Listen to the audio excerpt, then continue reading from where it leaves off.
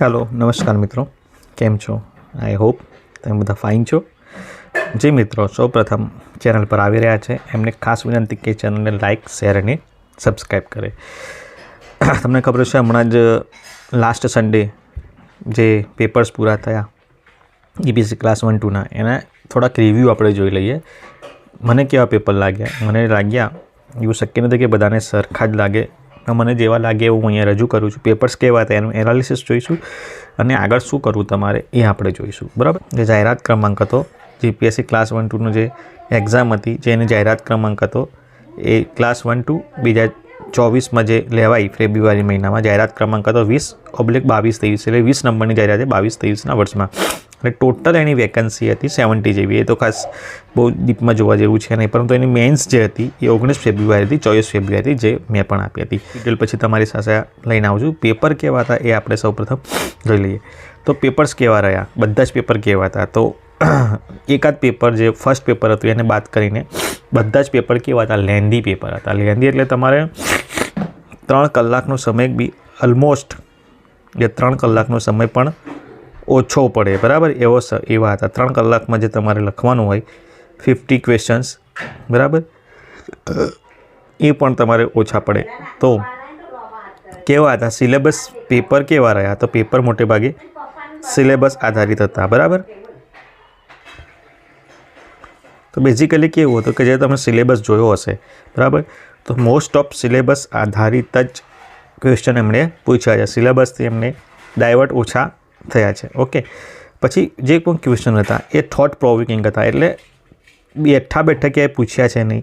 Basically જે પણ પ્રશ્ન પૂછ્યા છે એના વિશે તમારું શું મંતવ્ય છે? તમે કેવી થોટ પ્રોવોકિંગ, તમારી થોટ પ્રોસેસ કેવી છે એ સબ્જેક્ટમાં, બરાબર, એ સબ્જેક્ટ વાંચે તમારી જે થોટ પ્રોવોકિંગ જે છે એ સ્કિલ કેવી છે એ જાણવા માટે ક્વેશ્ચન પૂછાયા હતા. એસે પણ તમે જોઈ લો છો એ રીતના જ પૂછાયા છે. બરાબર. પછી જે એનાલિટિકલ સ્કિલ તમારી હતી કે આ વિષય વિશે જે પ્રશ્ન પૂછ્યો છે એમાં તમારી શું એનાલિટિકલ સ્કિલ છે. બરાબર. શું તમે કોઈ બેઠું ઉતારી દો છો, કંઈથી ગોખેલા ક્વેશ્ચન ઉતારી દો છો?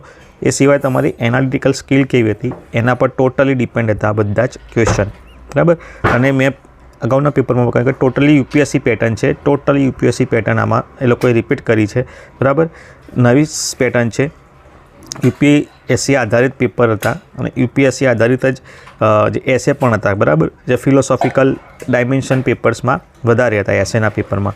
તો એ પણ એક નવો ચેન્જ જે છે. અને બીજા પેપર્સ કેવા રહ્યા? તો મેં આગળ કહ્યું સિલેબસ બેઝડ હતા અને કરંટ બેઝડ હતા. બરાબર. જે એન્વાયરમેન્ટ એન્ડ ઇકોલોજીના જે ક્વેશ્ચન હતા, બરાબર, જે પણ ભૂગોળ જે પણ બધા હતા, તો મોટે ભાગે કરંટ અફેર બેઝડ ક્વેશ્ચન એ લોકોએ પૂછવાનો ટ્રાય કર્યો છે. એટલે કરંટને સ્ટેટિક સાથે લિંક કરીને એ લોકો ક્વેશ્ચન પૂછવાનો ટ્રાય કર્યો છે. તો પેપર ફરીથી એકવાર કહી લો કેવા હતા? તો એક તો પ્રમાણમાં લેન્ધી હતા. તો લેન્ધી હોય એવા પેપર માટે તમારે શું કરવું પડે? તો ટાઈમ તમારે જે હોય એક ક્વેશ્ચન પાછળ એટલીસ્ટ તમારે 8 મિનિટ્સ ફાળવવી પડે. મીન્સ કે ટાઈમ બાઇન્ડિંગ તમારે પ્રેક્ટિસ કરવી પડશે. ટાઈમ બાઇન્ડિંગ એનાલિસિસ તમારે એમાં ઉતારવાનો ટ્રાય કરવો પડશે. બરાબર. પછી સિલેબસ આધારિત હતા એટલે સિલેબસ ખાસ એક્ઝામનો જોઈ લેવો. થોટ પ્રોવોકિંગ હતા એટલે તમારે અહીંયાથી તમારે થોટ સ્કિલને વિકસાવવી પડશે. કોઈ પણ સબ્જેક્ટ વિશે વોટ ડુ યુ થિંક, બરાબર, એ જાણવા માટેનો આ GPSCના પેપર્સમાં ટ્રાય થાય છે. પછી કોઈ એનાલિટિકલ સ્કિલ છે. તમે કોઈ પણ સબ્જેક્ટનું કેવી સ્તરે, કેટલા સ્તરે વિશ્લેષણ કરી શકો છો, એ તમારામાં કેટલી સ્કિલ છે એ લોકોએ ચેક કરવાનો એક ટ્રાય કર્યો છે. અને UPSC પેટર્ન હવેથી દરેક વખતે ફોલો થશે જ, એટલે બી પ્રિપેર ફોર ડેટ. બરાબર. અને અન્ય પેપર્સ કહ્યું કે સિલેબસ ને કન્ટેન્ટ કરતા હતા અને કરંટ અફેર બેઝડ હતા. તો જો આવું પેપર પૂછાતું હોય તો એઝ અ સ્ટુડન્ટ, એસ્પિરન્ટ તરીકે તમારે આગળ શું ધ્યાન રાખવું જોઈએ? ઓકે. તો સૌ પ્રથમ તો પેટર્નને સમજો. જ્યારે પણ પેપર આપવા બેસો ત્યારે એકવાર પેપરને 5 થી 10 મિનિટ જસ્ટ સી ઇટ. પેપરને પેટર્ન તમે જુઓ. પેપર શું કહેવા માગે છે? શું પેપર માત્ર ફેક્ટ ઈચ્છે છે? શું પેપર માત્ર ડાટા ઈચ્છે છે? શું પ્રશ્ન જે છે માત્ર તમારું સ્કિલ ટેસ્ટ કરવા માટે છે? બરાબર. એ તમારે ખાસ સમજવું પડશે. તો પહેલાં તો પેપરની પેટર્ન સમજો કે પેપર કેવા છે, અને એના માટે તમારે જોવાનું છેલ્લા 5-6 વર્ષના તમે પેપર જોશો મેન્સના તો તમને પેટર્ન ચેન્જ થતી 100% જોવા મળશે. તો એ પેપર પેટર્ન ચેન્જ થશે એના આધારે તમે મેન્ટલી ફિટ થઈ જશો કે તમે તૈયાર થઈ જશો કે નેક્સ્ટ ટાઈમ પણ કોઈ નક્કી ના હોય તો તમે તમારા જે બ્રેનસ્ટોર્મિંગ પ્રોસેસ ચાલુ કરશો. બરાબર, તો એના આધારે એ ક્યારે પોસિબલ થશે? જ્યારે તમે પેપર્સ જોશો ત્યારે, જૂના PYQs. ઓકે, પછી બીજું મહત્ત્વનું છે કે ડાટા પ્રિપેરેશન. કોઈ પણ આન્સર લખવા માટે તમારી પાસે ડાટા હોવો જોઈએ. તો ડાટા પ્રિપેરેશનમાં શું શું આપણને જોઈએ? તો એ સબ્જેક્ટને લગતા ફેક્ટ્સ જોઈએ, એ સબ્જેક્ટને લગતા ડેટાસ જોઈએ. બરાબર, જે અલગ અલગ સંસ્થાઓના રિપોર્ટ્સ હોય છે એ તમારે જોઈએ. બરાબર, કોટેશન જોઈએ તમારે પેપરને આન્સરની શરૂઆત કરતા વખતે, એક્ઝામ્પલ જોઈએ, અને કરંટ એનું જે સ્ટેટસ છે એનું નોલેજ છે એ પણ તમારે જોઈશે. તો એક ડેટા પ્રિપેરેશન તમારે આખો જે તે સબ્જેક્ટને લગતો જોવો પડશે. પછી મેં તમને એમ કહ્યું કે પેપરને જે લેન્ધી હતા તો શું થયું કે મારી આજુબાજુ ઘણા મિત્રો જે હતા, 2-3 મિત્રો, એમને પેપર છૂટી ગયા છે. ઓકે, તો કોઈ પણ સ્પર્ધાત્મક પરીક્ષામાં ટકી રહેવા માટે તમારા માટે જરૂરી છે કે પેપર કમ્પ્લીટ થવું. બરાબર, તમારા માટે શું મહત્ત્વનું જરૂરી છે? કમ્પ્લીટ થવું તમારા માટે પેપર જરૂરી છે. જો તમારું પેપર કમ્પ્લીટ નથી થતું, એક પ્રશ્ન કે 2 પ્રશ્ન પણ છૂટી જાય છે, હું તો કહું છું એક પણ છૂટી જાય છે, તો તમે 99% રેસમાંથી બહાર છો એવું સમજી લેવું. એકાદ પેપરમાં થઈ ગયું હોય તો સમજી શકાય, પણ મેક્સિમમ લોકોને બધા જ પેપરોમાં મારી જે આજુબાજુ હતા એ મિત્રોને 1-2 પ્રશ્ન છૂટી ગયા છે.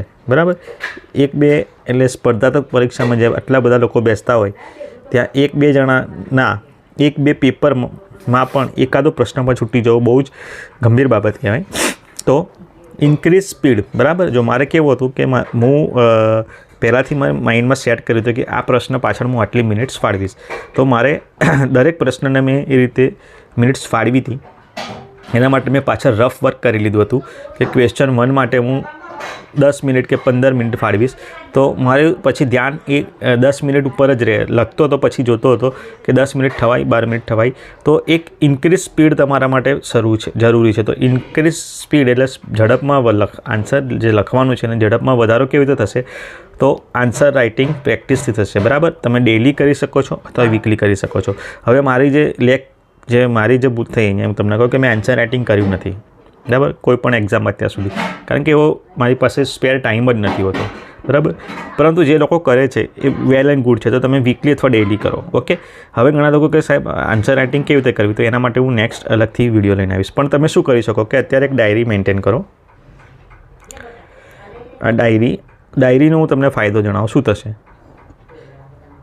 ડાયરી મેન્ટેન કરશો ને, કંઈ બી લખતા રહેશો તો તમને લખવાની ટેવ પડશે લખવાની. બીજું, જે તમે લખો છો તો તમારી મેમરી જે હોય, મેમરી પાવર એ વધશે. બરાબર, તો ટ્રાય ટુ મેન્ટેન ડાયરી અત્યારે શરૂઆતના તબક્કે. અને જે તમને કરંટ જે પણ યાદ આવતું હોય, તમે જે પણ વાંચો એ રફલી લખવાનું ચાલુ કરો, તો એ તમારા આન્સર રાઇટિંગ સ્કિલને વધારવામાં હેલ્પફુલ થશે. બરાબર, તો બીજો મહત્ત્વનો ટૉપિક છે આન્સર રાઇટિંગ તમારે કરવાનું છે વીકલી અને ડેઇલી. બરાબર, પછી આગળ ફોકસ ઓન સિલેબસ, કારણ કે યુપીએસસી બી સિલેબસ બહાર પૂછતું નથી, તો જીપીએસસી છે. તો સ્ટેટ લેવલના જે PCS હોય એના માટે ખાસ મહત્ત્વનું છે કે તમે ફોકસ કરો, ફોકસ ઓન સિલેબસ. મેં લાસ્ટ 15 days to 20 days મેં આ જ કર્યું છે, સિલેબસ ઉપર જ ધ્યાન આપ્યું હતું. અને એના જે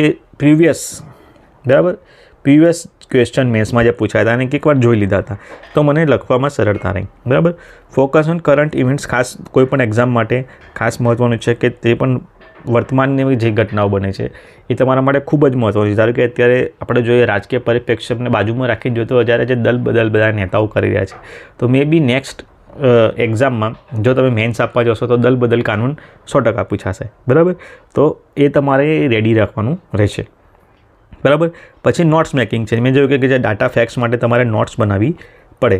બરાબર, એ કેવી રીતે બનાવવાનું છે હું તમને આગળ એના વિશે સમજાવીશ. અને એક બીજો દરેક એક્ઝામ માટે ખૂબ જ મહત્ત્વનું છે બ્રેનસ્ટોર્મિંગ મેથડ. બ્રેનસ્ટોર્મિંગ મેથડ એટલે તમારા મગજને થોડુંક જોર આપો, એનાલિટિકલ ડાટા બધું રિમાઇન્ડ કરો અને એ લખો. તમે પહેલાં તો કોઈ પણ મેન્સની એક્ઝામ આપતી વખતે તમારે શું કરવું એ હું તમને જણાવું.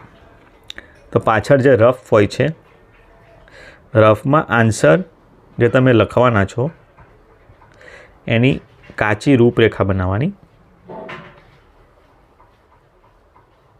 અને પછી લખવાની શરૂઆત કરવાની. ઓકે, તો આ રીતે તમે આખા જ પેપરમાં જો ટ્રાય કરશો તો બેઝિકલી તમને સરળતા રહેશે. ઓકે, હવે હું મારું તમને જણાવું કે મારું પેપર કેવું રહ્યું. તો મારા પેપર્સ લાસ્ટ કરતાં થોડાક વ્યવસ્થિત રહ્યા છે, પણ તો બી આપણે અહીંયા એને એવરેજ ગણી શકીએ.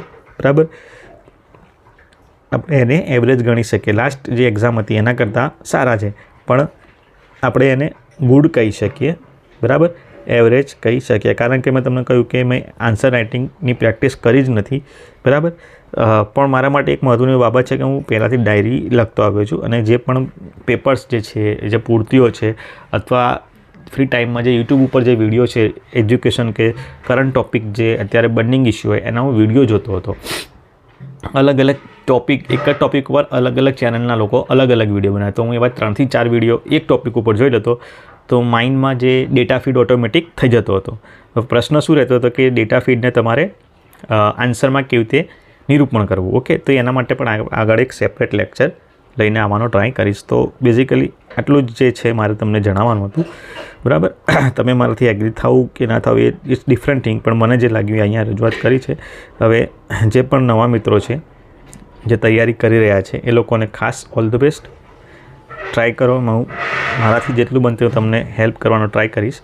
અને ફોલો એન્ડ સબસ્ક્રાઈબ તો 100% કરી લેજો. ઓકે, તો ફરીથી મળીએ નેક્સ્ટ લેક્ચરમાં બીજા કોઈ સારા એનાલિટિકલ વિડીયો સાથે. ત્યાં સુધી તમામ મિત્રોનો ખાસ વિનંતી કે ચેનલને લાઇક, શેર અને સબસ્ક્રાઈબ કરતા રહે. Thank you.